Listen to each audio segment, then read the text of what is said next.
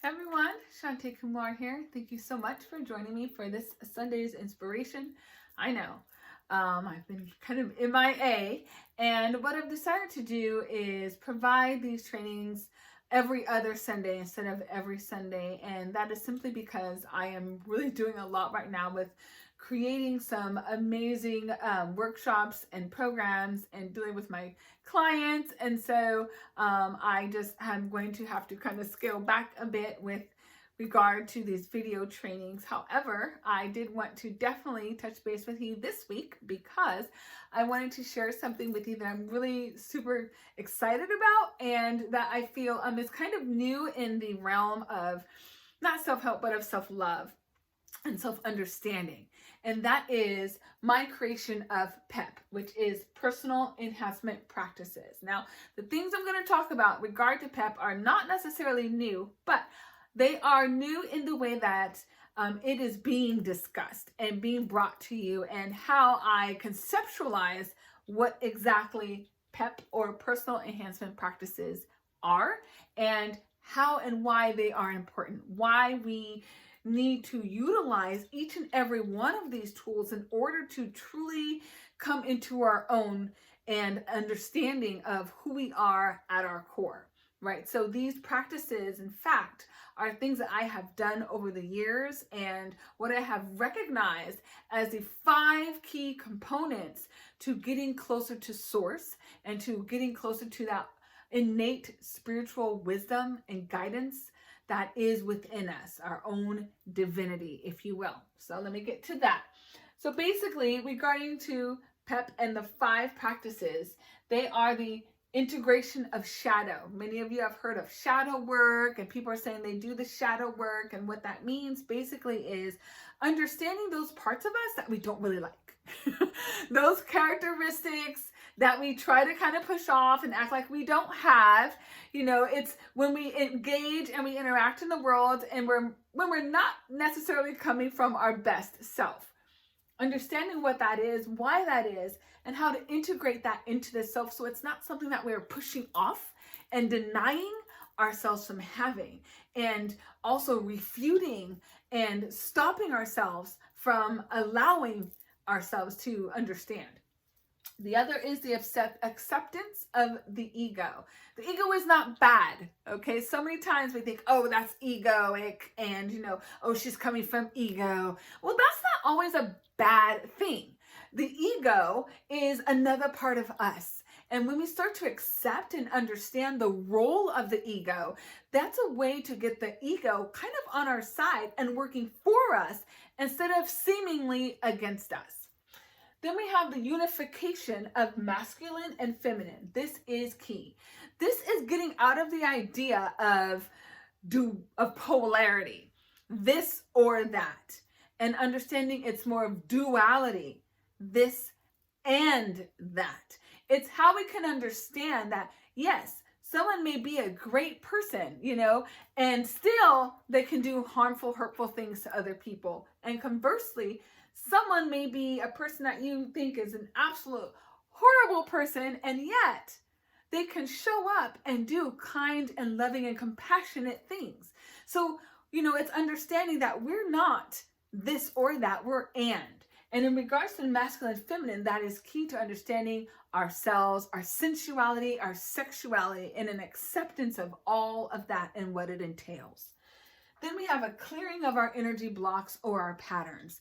This is key because all of our experiences are actually deeply ingrained within our bodies, within our DNA, within our energy, and we hold on to them, whether it was something that we perceived as being positive or something that we perceived as being negative. We hold that within our bodies. And as some of you know, we have our chakras. We have our 7 major chakras that people know. There are others. And it's usually through working through the chakras, clearing out stuck energy that has now become static. It's become unhelpful. It's become unhealthy and can lead to dis-ease. We want to clear that out so then the energy can flow and things are much more congruent and are beneficial to our growth and our personal enhancement. And last but certainly not least, we have the refinement of the mind. And what the refinement of the mind means is when we're talking about our mindset practices, understanding that the mind is where everything begins. As one of my mentors, Mary Morrissey, says, everything has been created twice. First in the mind, then it comes to fruition in reality. Right? So think about it this way. Everything you see, everything you can touch and experience on this plane wasn't always here.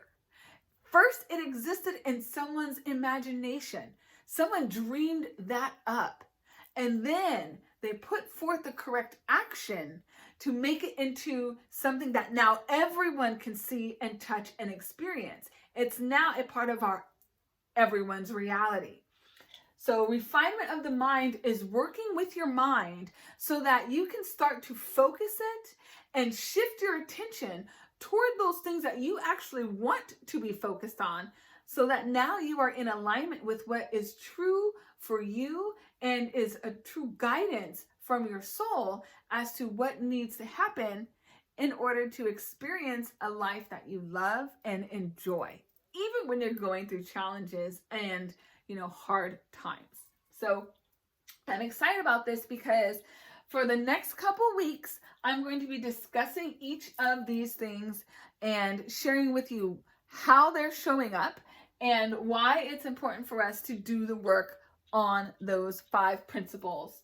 So again, this is the personal enhancement practices. These 5 core principles have helped to shape and shape and determine who we are today. A lot of this is not being done, and I'm sure some of you can figure out which one of those you would need some more work on. Some of these, I'm sure some of you have been working on, right? And you have been putting forth the effort in order to kind of make a unification of these different parts of yourself so that you can come into your whole authentic self. Now, I want to thank you again so much for joining me. If you want to hear more about this, please stay tuned and stay subscribed so I can share it with you. You also are free to join my Facebook group called Relationship Matters, because the most important relationship that matters is the one that we have with ourself, our soul. And please feel free to look me up on Instagram at Gracefuliving with Shanté. I do also have a website, www.xoxoCoach.com. So if you're interested in what I'm saying here, check out those other areas so that you can continue to receive more guidance and instruction and more knowledge so that you can gain in wisdom and thus be more likely to come forth with your authentic self when you are engaging and interacting with others out in the world. I look forward to seeing you, speaking with you more about this, and stay tuned because I'm definitely going to be having a workshop on these deep, deep principles, and I'm really super excited about creating that for all of you. May you have a beautiful rest of your week, and may you please take care of yourselves so then you're in a place to truly care for others. Namaste, dear hearts.